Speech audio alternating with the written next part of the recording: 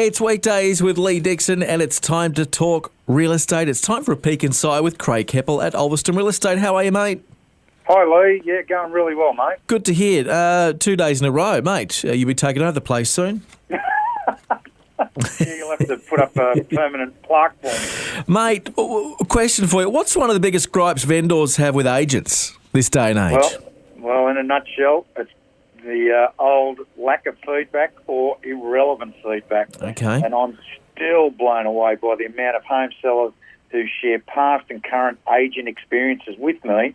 And the number one gripe is being around a lack of consistent communication and no BS feedback. Right, let's break it down. Like to hear an example? Yeah, let's break it down. Have you got an example for us? I have. And recently I met a local lady and she came to a couple of open homes. She was looking around to see what she could buy as her home was on the market with another agent. So naturally I asked her, how's your campaign going? And she said, well, I'm not sure. It's been on the market 4 months and I don't hear much from my agent. Now, in my head, I've yelled, what the? But I took a breath and I said, okay, well, what's been the feedback, after he's had an inspection or runs an open home?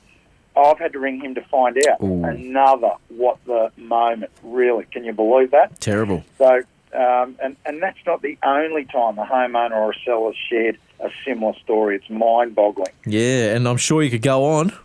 I could, but not here. It's not a bashing exercise, but this is one of the gripes. I hear it myself, and it's out there. I'm sure everyone. It's what people talk about, and it is mind-boggling, as I said. But best professional practice by any agent, once they've had a private inspection or an open home, is to contact the vendor as soon as practicable after the showing with a brief update on who the buyers were and what's their likelihood of making an offer and what their initial feedback was.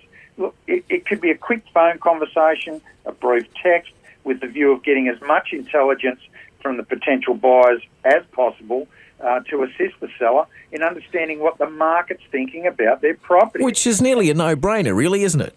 It is, but I've just got a little more that'll tell you why it's a no-brainer and why it's not happening. And as an agent, you must understand the emotional undertaking and investment from a vendor.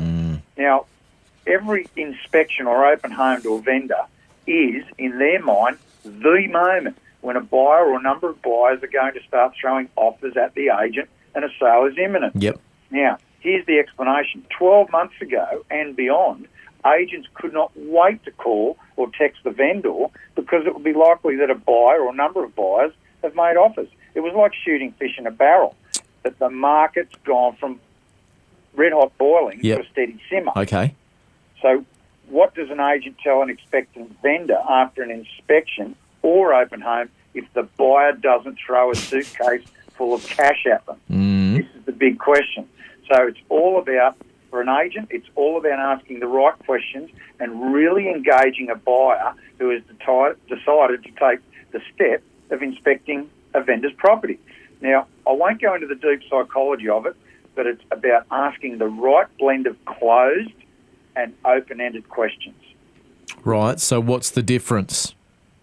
Okay, an open-ended question is asked to elicit a detailed or semi-detailed response from someone. So, for example, what do you think of the home?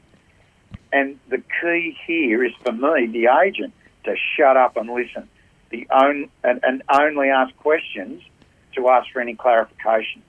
Now, a closed question is asked to elicit a yes or no answer. So an example of that would be, could you see yourself living here?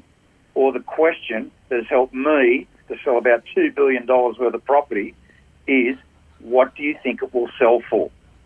The value in that question is beyond enormous in the context of allowing vendors to make informed decisions in relation to the sale of their home. So, in short, clear and timely feedback and communication is a vital ingredient for home sellers during their sale journey. Yeah, and you should be getting that with any agent you sign up with, shouldn't you?